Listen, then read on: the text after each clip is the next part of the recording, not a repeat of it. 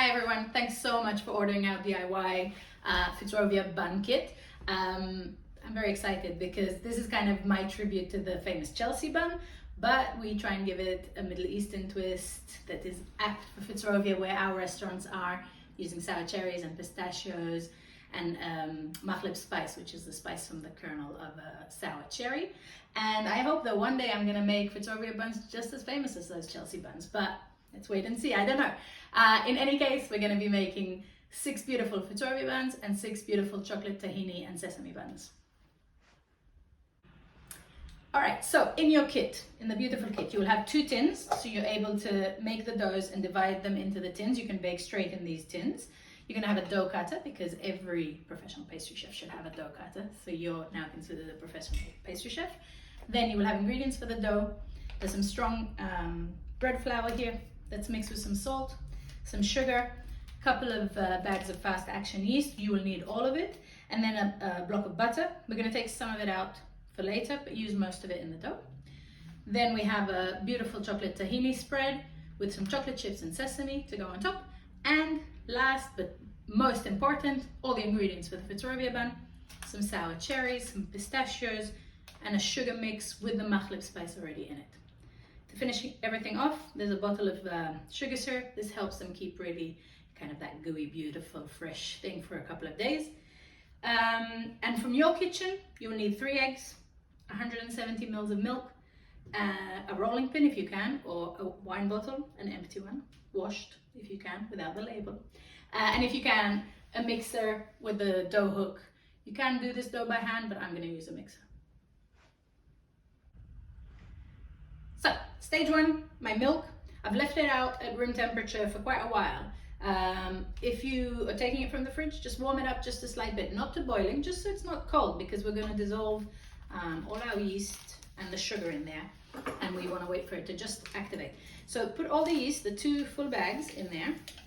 The yeast goes in, and then the sugar goes in, so all that sugar, and then we give it a good stir, and we're just going to set that aside. Then grab your mixing bowl, you put all your flour. Remember, there's some salt in there as well. All the flour goes in, and then we're going to dice the butter. So we want about, again, this butter's been at room temperature, so it's quite soft. You want to take about 60 grams, which is just a quarter of this, and set it aside for the filling later.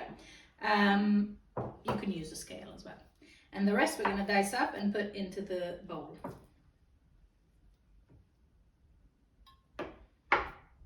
That's it, butter's in.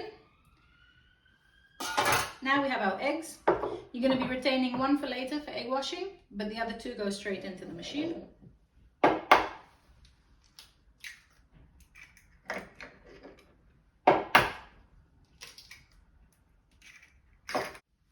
So once this is sat a bit and the yeast is kind of dissolved in it, start your machine. Start it nice and slow, and we're just going to pour in all the liquid.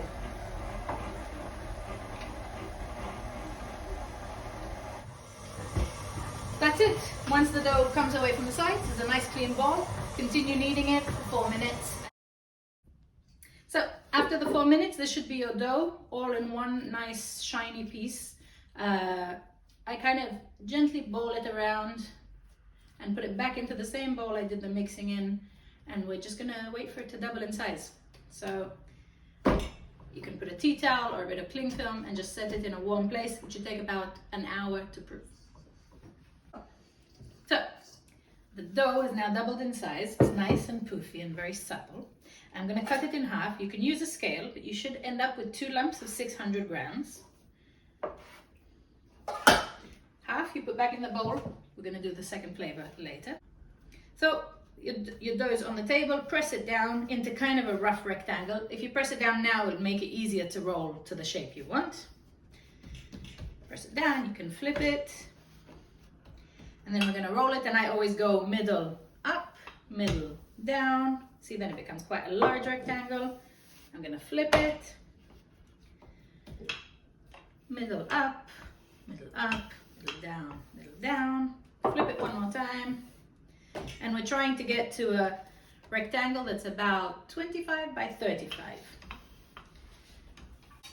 So this is the first stage where I use this amazing pastry scraper. Your butter should be quite soft, little layer. So I'm just scraping it and spreading, scraping and spreading until the whole surface, and this is quite important, you want the butter to cover the whole surface of your dough, even the corners, otherwise someone's going to get a bun without the flavoring, which is not what you want. Stage 2, take all your sugar, give it a sniff. Remember, this has the maghrib spice in it, it's delicious. So sprinkle that all over as well. Again, all the way to the edges, all the way to the corners, and then just smooth it out so that it really kind of reaches everything all the way, all the way. Don't be scared, it's just a bit of sugar. Then pistachios, next one, again, sprinkle. Remember that we're going to roll these, so you want kind of each piece to have a good selection of everything, so good scattering all around is good. Then our sour cherries, and we do the same. Any ones that might have clumped up in the bag, just break them up a bit.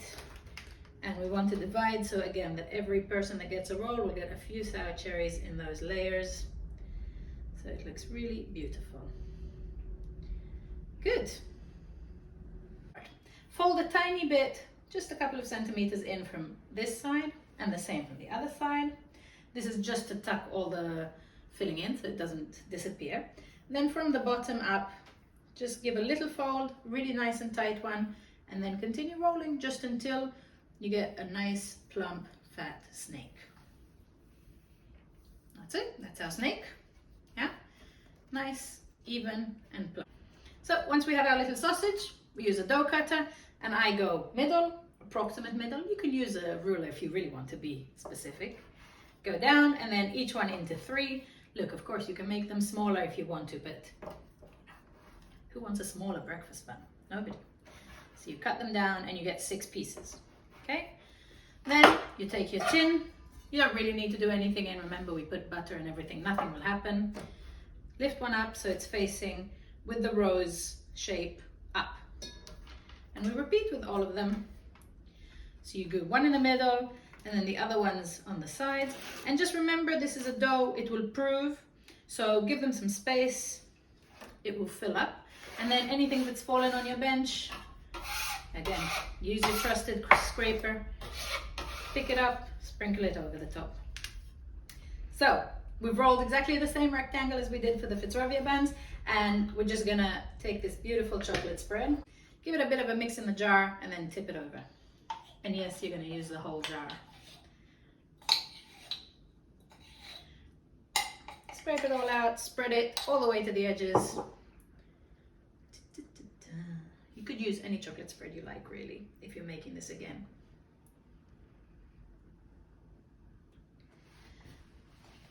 Okay, so we've gone all the way to the edges. Beautiful.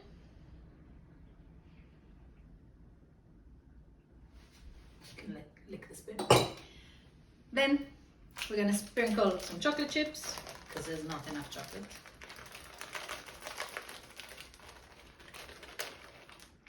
And some sesame seeds all over.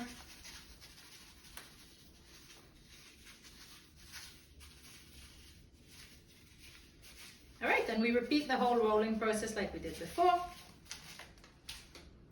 Little corners in, just about 2 centimeters. Little corners in, 2 centimeters. Lift and roll, lift and roll, lift and roll, until you get a beautiful sausage. Yeah, and then we do exactly the same as we did before.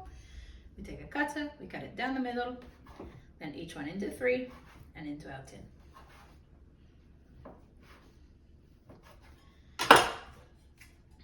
One in the middle, facing up, and 5 little guys around him.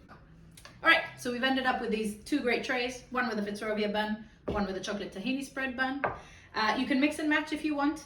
If you don't want to bake them all now, freezing at this stage is the best stage to do it, or pop them in the fridge for a couple of hours and prove them before you bake. Always prove before you bake. So guys, it's been about an hour. Look at this, nice, poofy, all the layers are open. This is quite warm now in the room. If your house is colder, wait a bit longer. You really want that dough to start opening. Here I've got my egg, and I'm just using a pastry brush, but you could just use your finger if you have to, if you don't own one. And just give them a light egg wash everywhere before they go into the oven. I've heated my oven to 200 degrees without a fan, so 180 if you're using a fan-assisted oven. Good, all egg washed into the oven. I'm gonna put them both in. 10 minutes on the timer. The smell is delicious, guys. So they'll just be golden now. We're gonna rotate them and cook them for probably another 6 to 8 minutes, but we're gonna do 6 first. 10 minutes and 6 minutes, they should be nice and golden all over. If they're not, just put them in for another couple of minutes. Just make sure that they're fully cooked. And then from this bottle of syrup, you just want to drizzle it generously all over. And if you're just baking some of them now, just keep the syrup in the fridge. It will keep just fine. Good drizzle all over. Hear the sizzle. Give it a second to soak up. Do the other one. And then you can go back. Just give it another touch. Ooh, sizzle sizzles.